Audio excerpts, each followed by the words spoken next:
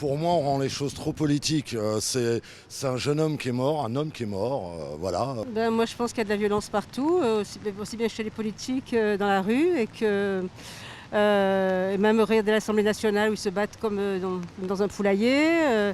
Rien ne justifie la mort, rien ne justifie, ça reste une grande injustice. Je pense qu'il ne faut arracher la vie de personne. Malheureusement, avec les attendus des extrêmes, que ce soit de gauche ou de droite, on peut s'attendre à des divergences qui explosent. En plus, chez les jeunes maintenant, où le discours est compliqué à trouver des deux côtés, on ne peut pas s'entendre sur tout. Mais ça a toujours commencé comme ça, les guerres a toujours...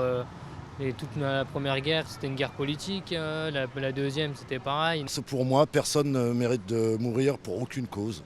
Mais en fait, on a l'impression que c'est devenu normal maintenant, en fait, la violence de répondre.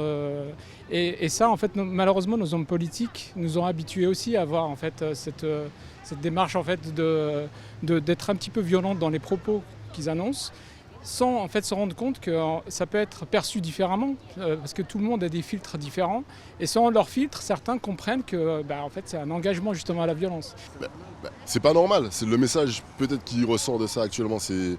Oui, quand on fait partie de tel clan ou tel clan, à la fin on peut mourir. Et c'est pas ça du tout. La politique justement, chacun a son idée en fonction des points, en fonction de comment on a été élevé aussi, ça peut varier. Mais à la fin, c'est pas ça. L'objectif, c'est débattre. Chacun a son avis, on va débattre. Et voilà, c'est sans donner la mort. La mort, c'est le point extrême qui ne doit pas être atteint. Et même tout ce qui est violence, etc., ça ne doit pas être atteint. Non, le débat ne porte aucune solution et je ne sais pas ce que pourrait faire le gouvernement par rapport à ce type de violence. Vraiment, je n'en ai aucune idée.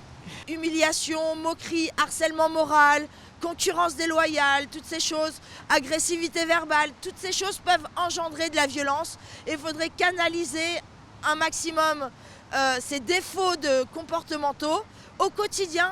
Donc oui, ils ont choqué, mais à force, ça choquera plus personne, ça se banalise. Et c'est ça qu'il faut peut-être combattre.